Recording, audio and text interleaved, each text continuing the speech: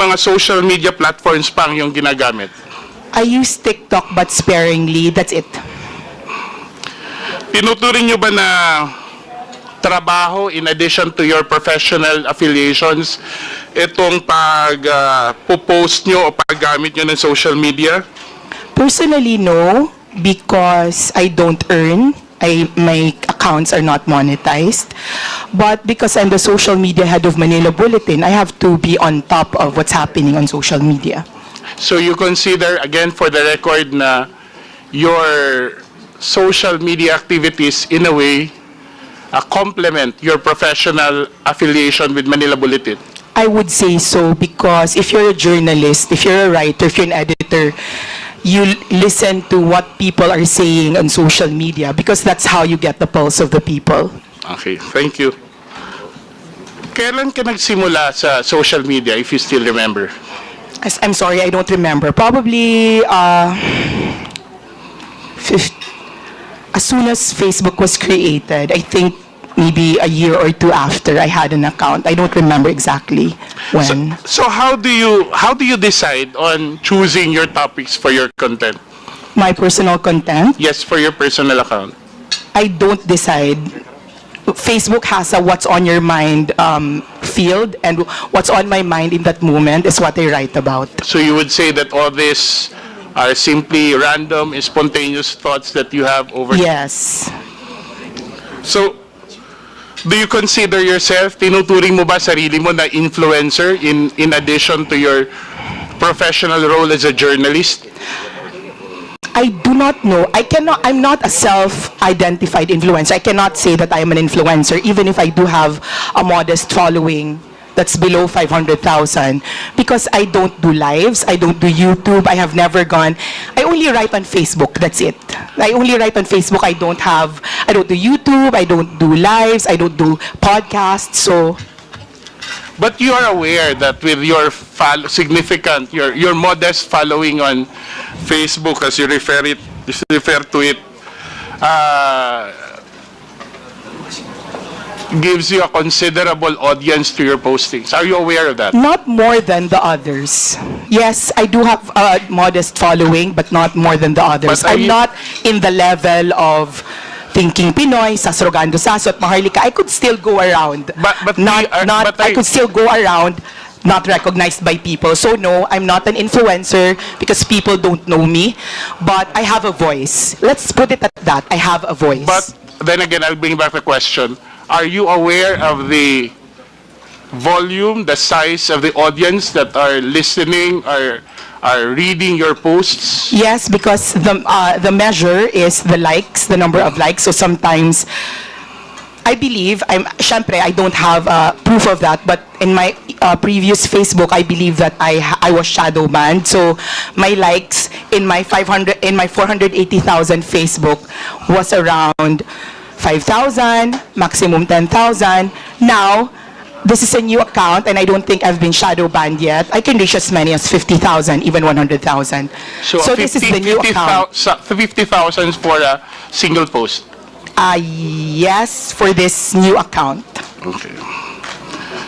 Mr. Chair, just want to put on the record that to put everything in context, no, that the resource person on many occasions, several instances in their previous account, and I'm not so sure because I haven't seen the current accounts, have actually written about this representation, has made post against this representation, but I will take the advice of the good Congressman Marcoleta that we politicians, public servants, should not be onion skin, and I will make sure that I'll be as objective as possible with my questions. Can I reply to that, Mr. Chair? No, I will continue with my questions, Mr. Chair. Mrs. Krizette, ano po ang klase ng content ng inyong pinopost? Political, personal, lifestyle. And many of these basically what my life is in the public. Anything, food, films. Political is a big part because I am politically inclined. I like talking about politics, but it's not the end-all and be-all of my account. How many percent would you consider those would carry political? How many percent of your posts would you consider would carry political themes? In my old account, probably 70, 80%. I'm not sure. I don't measure it's spontaneous. I don't set out to I don't have a quota. And you attribute this simply because you are Because I'm very politically aware and I'm very politically passionate, sir. Sa mga content mo, may naalala ka bang pinakamaraming engagements, views, likes, or whatever impressions? Yung pinaka nag-trending na post mo? Top of mind. Sa old account, ang pinaka nag-trending na post was the death of Stan Lee. It's not a political post, the death of Stan Lee, the creator of Marvel. Sa new account, my sadness over PRRD spending his birthday alone in his cell in The Hague. Yung sa mga political post mo in the previous account, ano po yung pinaka nag-trending? I don't remember exactly, but it's always about the former president. So sa tingin mo, bakit nagtre-trending ang isang post ni Krizette Chu? I don't know. Maybe because it resonates with people. Because I have never boosted a post. I'd have never bought likes, or I have never paid to get liked or followed. So I cannot speak for my audience or readers, but it's probably common sense that it resonates with them, that there are a lot of people who love President Duterte. May mga contents na sinasabi na non-political, o may mga post ka naman na masasabi mong hindi nag-viral, ano? Actually, I don't know what the parameters are for what is considered viral. I don't know. Or let's say, anong klase ng content naman in your experience ang hindi nagkaroon ng maraming engagement? May naalala ka ba na... It does not, I do not look at how many likes I get. And whether or not they go viral is not very important to me. I write what I write, whether I have 1 reader or 1,000 readers. When you post something, do you also engage with your those who make comments? When I have time, and when you do that, have you considered ano yung mga dominant demographic ng yung audience na usually mo napapansin? Are these like-minded people? Are these... Mr. Chair.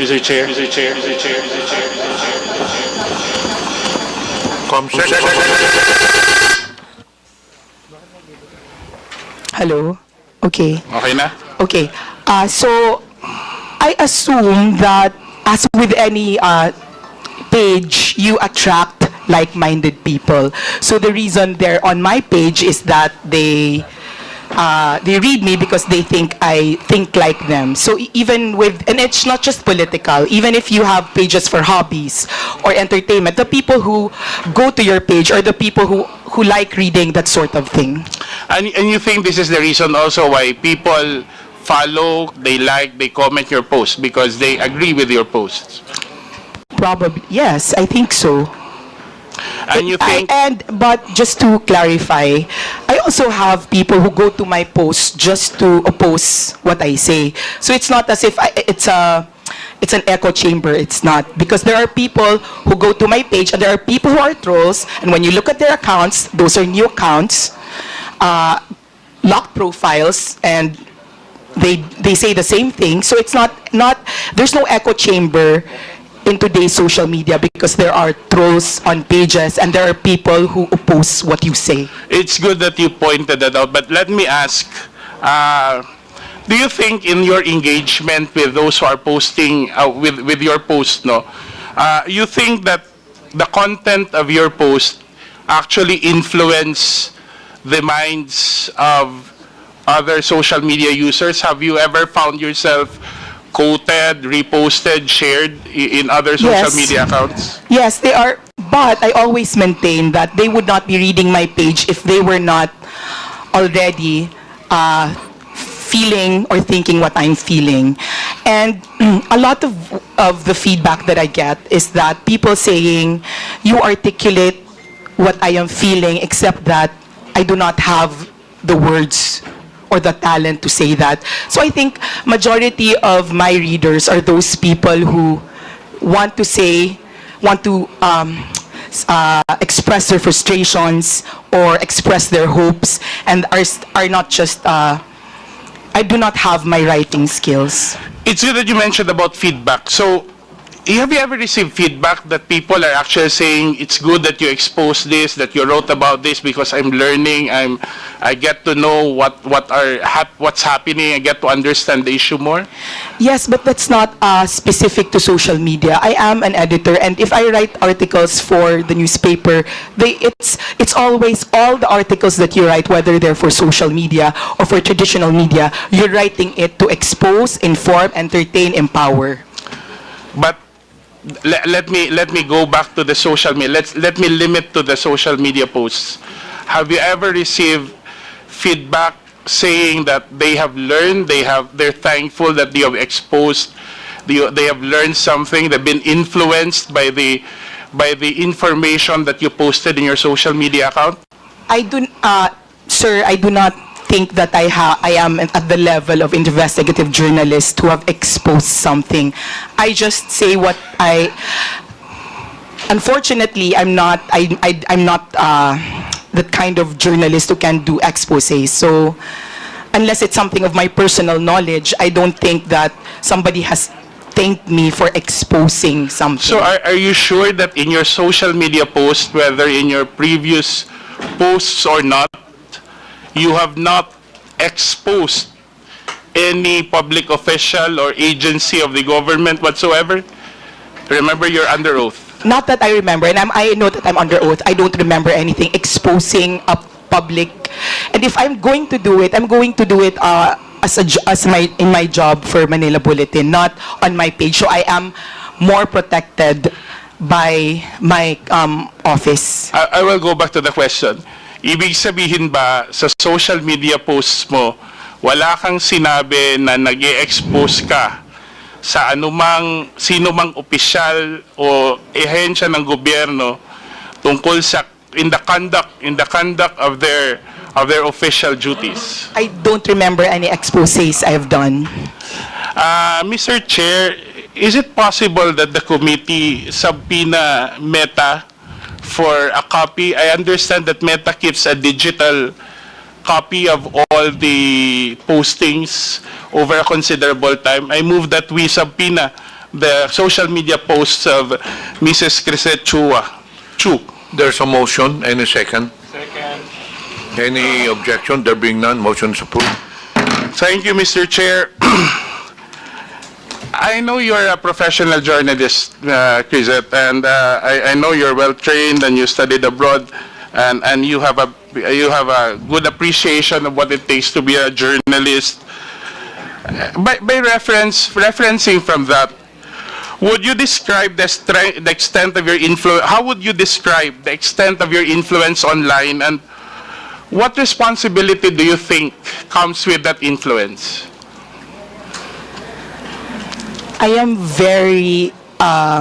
I'm not comfy with the idea that I am responsible for something because I just write. As I said, I'm very careful before all these things. Before, sir, Mr. Chair, before I was included in the top 40 vloggers, fake news, Pogo funded, I have never spoken my politics. Not on YouTube, not on Facebook. I just write. So I don't feel like I am an important political commentator. I write what I feel. But I'm not one of those people na people will think about because I have discussed it. I have engaged with other people. I write what I say. I write what I think, and that's it. Sometimes I answer my the comments on my page, but that's the limit of my political conversation. So if you're going to ask me what I think my influence is, then I cannot answer it. Maybe it's better to ask other people if they're affected by what I write and if they feel like I influence them. Earlier you mentioned you have a following right now of how many? 200, about 250. 250,000? And in your previous account, how many? 480,000. And then in your average impressions for every post is around 10,000, if I'm not mistaken. That's the number you said earlier. In my new page, in my old page, about 5,000 to In your new page, about 10,000 10,000 in my per new post. page. Don't you feel any responsibility to speak the truth and what's factual? Yes, I speak my truth. I'm under oath. I mean, what yes, I'm I saying speak is, my truth. don't you think having such a number of following with that influence, let me call that influence, that a certain degree of responsibility comes with it? Of course, there's a responsibility. That's why I use my training in journalism to make sure that nobody can ever call me out and say it's fake news. I can make mistakes, but they're not glaring mistakes. And they're still going to be, I'm still going to have the same opinion from that same So, Mrs. mistake. Krizette, you stand by saying that you are faithful to your journalistic training in the course of determining or choosing the content, the tenor, and the language of your post. Yes or no? Sorry, can you please repeat that? Do you stand by your statement saying that you make sure that you're faithful to your journalistic yes, training sir. in I make terms sure that in terms as of, far as let me continue first. In terms of the content, the language, the demeanor with which you post, you make your postings. As far as I can, as far as I'm knowledgeable, I post what I feel. Maybe at the moment, maybe when I'm very angry, I post some things that are more inflammatory than when I'm more calm. But basically, those are my feelings. So, sir, there will be times that I will be more angry And towards the one postings, politician over Ms. another Krizette, time. I'm still going to be angry at them. Let me ask a question. So you mean when you speak something inflammatory on you post something inflammatory on your Facebook account, you don't mind whether people will be influenced by those inflammatory statements or not? Those are my opinions, and I believe I have very intelligent readers, so if they think that I am lying, they can call me out. If they agree with me because they've used their own eyes, then they can investigate for themselves. Those are my opinions. Those are what I feel. If I say I don't like this person, I stand by it. So you don't really mind if people, as a journalist, don't you feel that there's a need for I you to... I do not use my Facebook page. I do not identify myself But there. earlier you mentioned that you make sure that you apply your journalistic training. Meaning, I make sure I don't lie. Meaning, I make sure that I do not, even if I am inflammatory, even if I'm angry, it's still not a lie. I'm just more angry in one post than I am in another post. My degree of feeling changes per post, but the content will not change. If I'm angry at one person, it can be because I'm angry at one person, and the next post I'm still angry at them, but not as much. But So the that reason that changes. I'm angry at them is the same. Okay. Before we proceed, may I remind the resource persons, when you answer, please address the chair first. Sir, And, sorry. Okay, sir, Mr. Chair. Let the interpolator finish the question before you answer. Just a reminder. Yes, sir. Sorry, sir.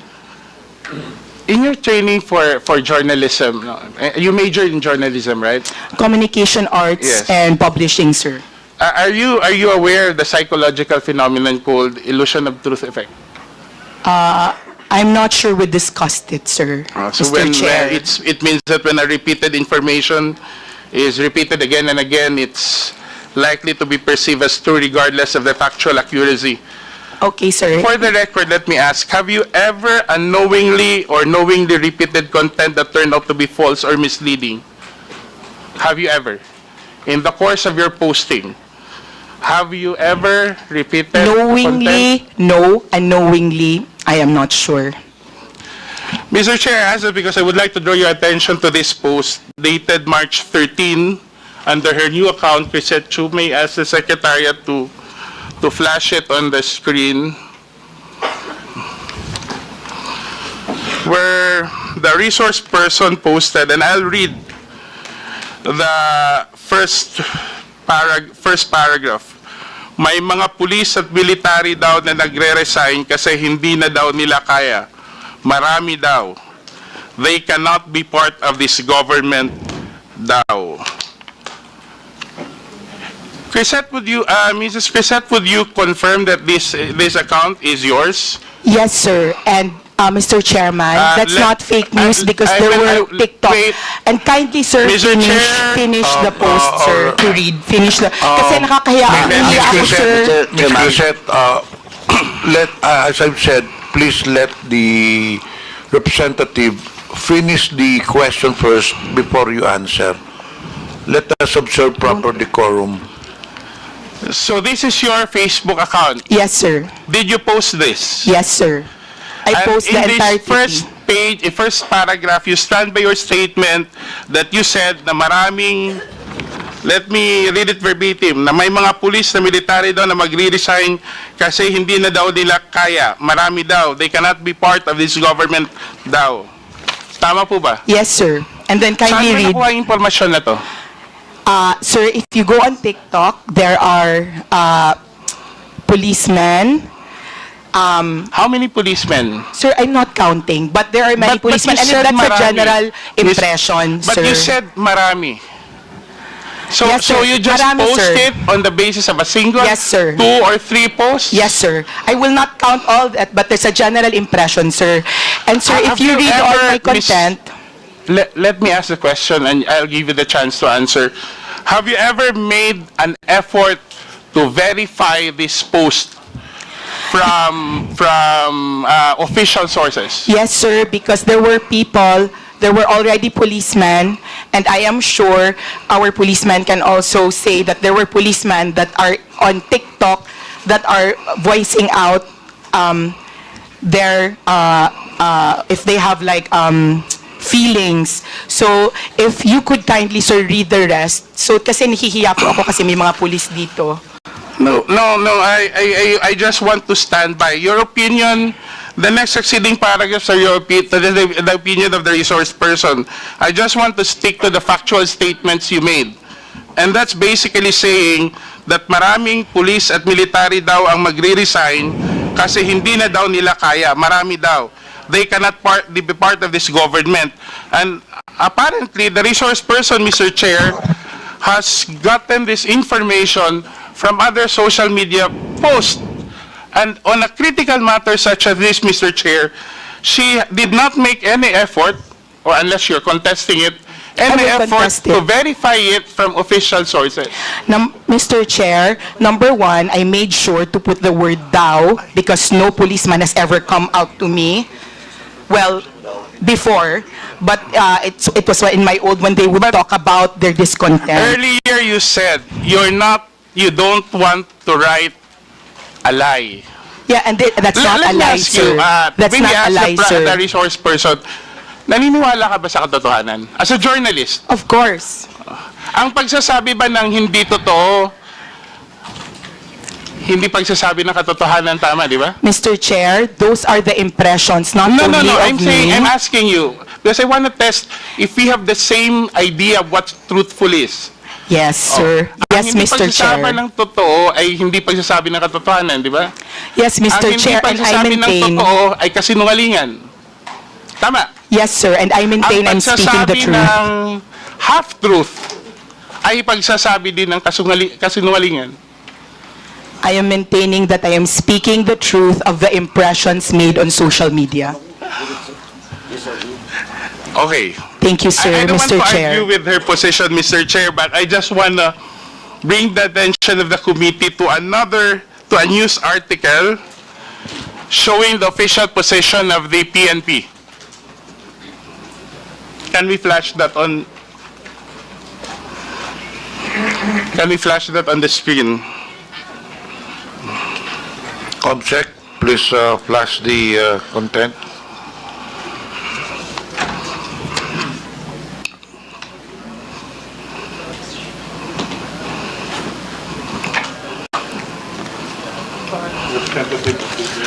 Okay, this is a press release. I think this is a news article from, if I'm not mistaken, from the Philippine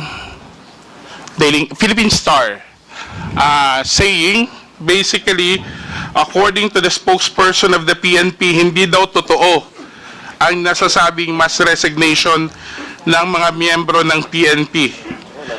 Tiyak po ang pagkakasabi na walang isang miyembro ng PNP ang nagbitiw mula sa kanilang posisyon pagkatapos ng pagka-aresto ni President Duterte. Pinabulaanan nga po niya ang ilang partikular na mga post at larawan na kumakalat sa social media tungkol dito. So have you read this article after your post? Mr. Chair, no, I have not read that article. And Mr. Chair, this article exactly affirms what I said earlier, that the mass impression of laymen like us, civilians like us, that there were mass resignations. The fact that the PNP... But Madam Chair, Mr. Chair, you just said, yet you do not share lies on your post, sir, diba? Sir, I shared, ano tawag?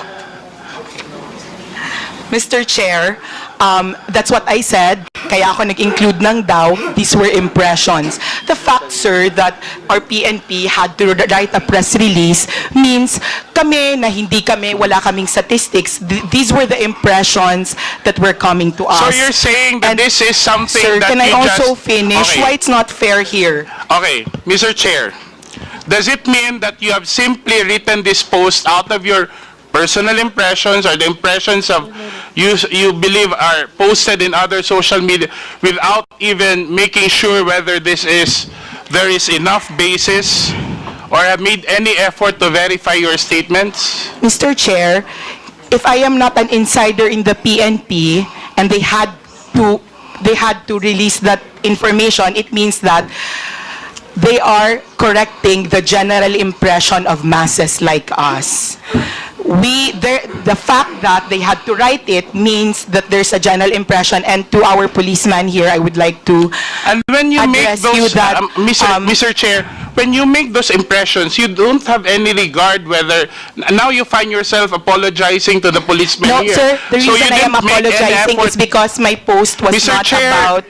Mr. Chair, can I Point of just order. please give me time to explain? Because it's been talked, Ms. please, sir, Krizette, kindly... in accordance with our rules, as I've said earlier, this will be the third time that I'm telling all the resource persons, let the interpellator finish the question first.